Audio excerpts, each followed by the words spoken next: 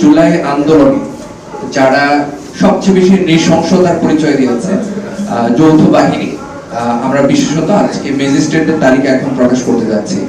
আমরা দেখেছি বিগত ফেসিবাদের আমলে এই প্রশাসন ব্যবস্থা কিভাবে ফেসিবাদকে তুষামতি করে চাটুকারিতা করে জনগণের বিরুদ্ধে দাঁড়িয়েছে। ইভেন মিডিয়ার মধ্যে বিশাল ফেসিবাদের একটা প্রভাব ছিল, সেটা নিশ্চয়ই আপনারা স্বীকার করবেন। ইভেন শেখ হাসিনা নিজেও সেটা স্বীকার করবে যে তার আজকের এই পতনের পিছনে মূল যদি একটা টার্নিং পয়েন্ট হিসাব করা হয়, সেটা কিন্তু হচ্ছে মিডিয়ার যে ফেসিজম চর্চা ছিল সেখান থেকে। একেবারেই যদি আপনারা ঘটনাটা স্মরণে আনেন, যে প্রশ্ন করা হয়েছিল যে চাকরিতে যদি হচ্ছে একজন মুক্তিযোদ্ধা থাকে এবং হচ্ছে একজন রাজাকারের ছেলে থাকে, আপনি কাকে চাকরি দেবেন? তো সেখান থেকে কিন্তু হচ্ছে এই আন্দোলনটা বুমেরাং হয়। মানে একজন সাংবাদিক কি পরিমাণ ফেসিবাদীর চিন্তা চেতনা লালন করতে পারলে এই ধরনের প্রশ্ন করতে পারে, সেটা আমরা দেখেছি বিগত আমলে। তো এই সবগুলো বিষয়ে আমরা স্টাডি করব, শুধুমাত্র হচ্ছে ম্যাজিস্ট্রেট বা সচিবালয় নয়, আরো যতগুলো জায়গা আছে প্রশাসন থেকে শুরু করে সাংস্কৃতিক বিভিন্ন অঙ্গন, সবগুলো জায়গা আমরা জুলাই ঐক্যের পক্ষ থেকে এই কাজগুলো চলমান প্রসেসে রাখবো। ইভেন আমরা এটাও ভূয়সী প্রশংসা করি যে শুধুমাত্র ফেসিবাদী চর্চায় মিডিয়ায় ছিল তা না, বরং এই জুলাই আন্দোলনকে সাহসীভাবে জনগণের সামনে বিশ্বের সামনে তুলে ধরছে এইরকম দেশের পক্ষে সাংবাদিকও আলহামদুলিল্লাহ আমরা অনেক পেয়েছি। নিশ্চয়ই আমরা বিশ্বাস করি আজকে ওইখানে আপনাদের মধ্যে অনেকেই দেশের স্বার্থে এবং জনগণের সাথে দেশের এই গণ অভ্যুত্থানকে বিপ্লবে পরিণত করতে এবং এই গণ অভ্যুত্থানকে সার্থক করতে আপনারা নিশ্চয়ই আমাদের পাশে দাঁড়াবেন এবং সহযোগিতা করবেন। আমরা জানি আমরা কি পরিমাণ একটা রিস্ক নিয়ে কি পরিমাণ বিপজ্জনক একটা কাজ আমরা করতে যাচ্ছি, কিন্তু আমরা এই জুলাই গণ অভ্যুত্থানকে কোনোভাবে ব্যর্থ হতে দিতে চাই না। সেই জন্যই আজকে আমরা এই দুঃসাহসিক একটা কাজ করতে যাচ্ছি। আশা করছি ইনশাআল্লাহ দেশের মানুষকে আমরা সাথে পাবো এবং আপনাদেরকে সাথে নিয়ে আমরা এই কাজগুলোকে সামনে এগিয়ে নিয়ে যাবো, আমরা আমাদের বিপ্লবকে সার্থক করে দেবো ইনশাআল্লাহ। আমি আর কাল বিলম্ব না করে এই জুলাই আন্দোলনের সময় কোন থানায় কোন ম্যাজিস্ট্রেটের আন্ডারে ছিল, কতগুলো গুলি এখানে করা হয়েছে, সবগুলো নথিপত্র আমরা সংগ্রহ করতে পেরেছি। অনেকগুলো থানার ম্যাজিস্ট্রেটের আন্ডারে কতগুলো গুলি হয়েছে সেই তথ্যগুলো আমরা পাইনি। কেন? কারণ হচ্ছে এগুলো মুছে ফেলা হয়েছে বা সেই নথিগুলো সংগ্রহ করা হয়নি। কিন্তু আমরা খুবই সেনসিটিভ অনেকগুলো অ্যানালাইসিস বা হচ্ছে ইনফরমেশন আমরা এখানে সংগ্রহ করেছি। আমি সেগুলো পেশ করছি আপনাদের সামনে, আবার হচ্ছে সফট কপিটা দিয়ে দেওয়া হবে। জনাব উজ্জ্বল কুমার হালদার, বিজ্ঞ এক্সিকিউটিভ ম্যাজিস্ট্রেট, সিনিয়র সহকারী কমিশনার, জেলা প্রশাসকের কার্যালয়, ঢাকা। ওনার ফোন নাম্বার সহ এখানে দেওয়া আছে। ওনার সাথে ছিলেন 18 তারিখে ল্যান্স নায়ক মুস্তফা এবং 7 রাউন্ড এসএমজি গুলির ছোড়া হয়েছে একটা রাইফেল থেকে সকাল 8টা থেকে দুপুর 1টার মধ্যে যাত্রাবাড়ি এলাকায়। এই ইনফরমেশনটা আমরা এখানে পেয়েছি। তারপরে প্রত্যেকটা এলাকা কয়টা থেকে কয়টার মধ্যে ওনারা অবস্থান করেছেন এই তালিকাগুলো এখানে আছে। দ্বিতীয়ত জনাব Amit Kumar Saha, executive magistrate, revenue deputy collector, জেলা প্রশাসকের কার্যালয়, ঢাকা। ফোন নাম্বার সহ দেওয়া আছে। 18 তারিখ সকাল 8টা থেকে 6টা রামপুরা এলাকায়, রাত 8টা থেকে সকাল 6টা রামপুরা এলাকায় 54 রাউন্ড এসএমজি একটা রাইফেল থেকে, আরেকটা রাইফেল থেকে 9 রাউন্ড এসএমজি, আরেকটা রাইফেল থেকে 90 রাউন্ড এসএমজি গুলি ছোড়া হয়েছে। সাথে ছিলেন সহকারী পরিচালক আব্দুল্লাহ আল মাসুম, সুবেদার আব্দুল্লাহ সালাম এবং হচ্ছে হাবিলদার মুজাম্মেল হক।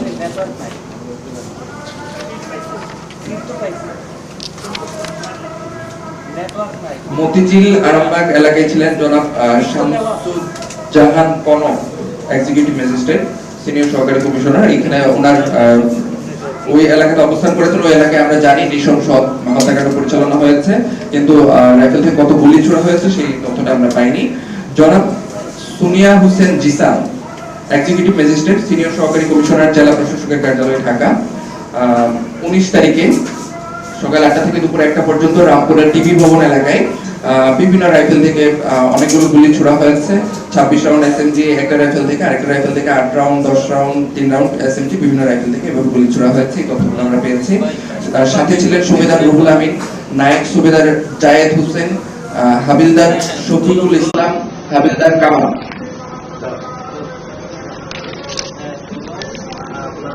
সাথে আরো ছিলেন নায়েক দেলওয়ার হোসেন, নায়েক রেজাউল, নায়েক আলমগীর, লেন্স নায়েক মুস্তফা হাবিলদার, শফিকুল ইসলাম, নায়েক শেখ শহীদ আল মামুন।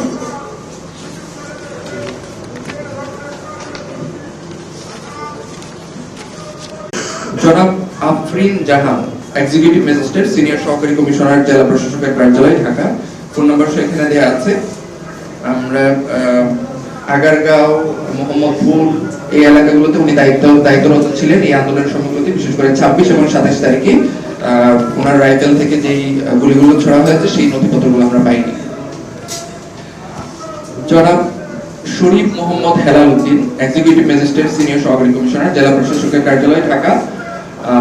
19 তারিখে রামপুরা এলাকায়, টিভি ভবন এলাকায় গুলি ছুড়েছেন। সাথে ছিলেন লেন্স নায়েক কামাল, সিপাহী সুহেল, সিপাহী আমিনুল, সিপাহী রাব্বি, সিপাহী Zahid, lance naik Mainul Hasan, havildar Mohammad Mukaddis Hossain, naik Faisal Gazi, lieutenant colonel Mohammad Redwanul ইসলাম।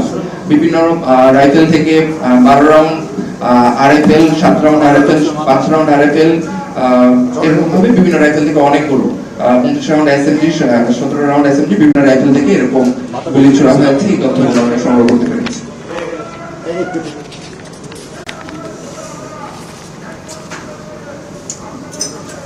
জনাব অং মাচিং মারমা, এক্সিকিউটিভ ম্যাজিস্ট্রেট, সহকারী কমিশনার, জেলা প্রশাসকের কার্যালয়, ঢাকা। তারপরে জনাব সায়েম ইমরান, প্রাক্তন এক্সিকিউটিভ ম্যাজিস্ট্রেট, সহকারী কমিশনার, জেলা প্রশাসকের কার্যালয়, ঢাকা। বর্তমানে তিনি ধনবাড়ি টাঙ্গাইলের এসিলেন্ট হিসেবে কর্মরত আছেন। জনাব সায়েম ইমরান বর্তমানে ধনবাড়ি টাঙ্গাইল এসিলেন্ট হিসেবে কর্মরত আছেন। আর আন্দোলনের সময় 18 তারিখে উনি রামপুরা টিভি ভবন এলাকায় ছিলেন। উনার নেতৃত্বে উনার সাথে ছিলেন subedar Ruhul Amin, naik subedar Jawad, havildar Shafiqul, havildar Kamal, naik Rezaul, naik Abu Bakar, lance Naik Milton, lance Naik Alamin, lance naik Ashraful, lance naik Abel, lance naik Kamal, সিপাহী হামিদুল। বিভিন্ন রাইফেল থেকে 32 রাউন্ড, 30 রাউন্ড, 7 রাউন্ড এরকম করে 90 রাউন্ড পর্যন্ত একটা রাইফেল থেকে গুলি ছোড়া হয়েছে রামপুরা টিভি ভবন এলাকায় 18 তারিখ দুপুর 1টা থেকে রাত 8টা পর্যন্ত। এই তথ্য সংগ্রহ করা হয়েছে।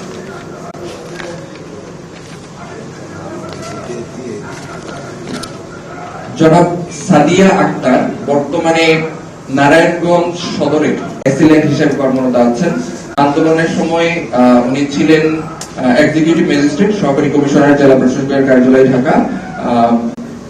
দায়িত্ব ওনার আন্ডারে হচ্ছে 18 তারিখে, সরি 22 তারিখ এবং 23 তারিখে হচ্ছে ওনার দায়িত্বরত অবস্থায় ছিল। যে জায়গাগুলোতে আন্দোলনের সময় নৃশংস হত্যাকাণ্ড পরিচালনা করা হয়েছে, কিন্তু নথিগুলো হচ্ছে মুছে ফেলা হয়েছে, আমরা নথিগুলো সংগ্রহ করতে পারি। জনাব মাহমুদুল হাসান রাসেল, এক্সিকিউটিভ ম্যাজিস্ট্রেট, সহকারী কমিশনার, ভূমি, মোহাম্মদপুর এলাকায় উনি দায়িত্বরত ছিলেন। এখানে আমরা নথি সংগ্রহ করতে পারিনি। তারপরে জনাব মোহাম্মদ জাকির হোসেন, এক্সিকিউটিভ ম্যাজিস্ট্রেট, সহকারী কমিশনার, ধানমন্ডি রাজস্ব, ঢাকা।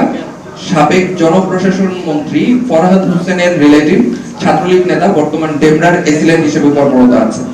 আপনারা চিন্তা করতে পারলেন, মানে দেখলে চিন্তা করতে পারবেন, ছাত্রলীগ নেতা হিসেবে ভূমিকায় ছিলেন, ডেমরার এসিলেন্ট হিসেবে রানিং কর্মরত আছেন এখনো পর্যন্ত।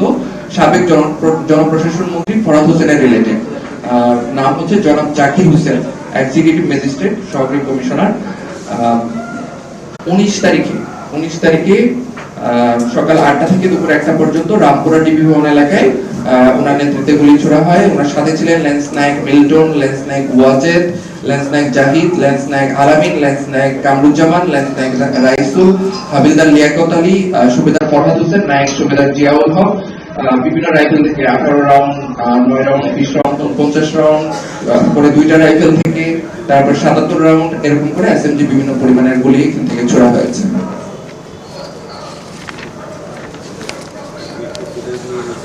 জনাব শাইখা সুলতানা, এক্সিকিউটিভ ম্যাজিস্ট্রেট, সহকারী কমিশনার, বর্তমানে শিবচর মাদারীপুরে এসিলেন্ট হিসেবে কর্মরত আছেন। জনাব শাইখা সুলতানা শিবচরে কর্মরত আছেন এখন এসিলেন্ট হিসেবে। 22 তারিখ, 26 তারিখ ওনার যেই দায়িত্বে ছিলেন ঢাকা জেলা মহানগর এলাকায় এবং সায়েদাবাদ এলাকায় যে জায়গাগুলোতে গুলি ছোড়া হয়েছে, এই জায়গায় ওনার দায়িত্বে এই জায়গাগুলো ছিল। আমরা এখানে গুলির রাইফেল থেকে কত ছোড়া হয়েছে এই তথ্যটা সংগ্রহ করতে পারি। এই ছিল হচ্ছে ম্যাজিস্ট্রেটের আন্ডারে যে জায়গাগুলো ছিল এবং যে গুলিগুলো ছোড়া হয়েছে যে তথ্যগুলো আমরা সংগ্রহ করতে পেরেছি সেটার একটা সংক্ষিপ্ত তালিকা। আমাদের কাজ এখনো পর্যন্ত চলমান আছে এবং এটা আমরা চলমান রাখবো ইনশাআল্লাহ।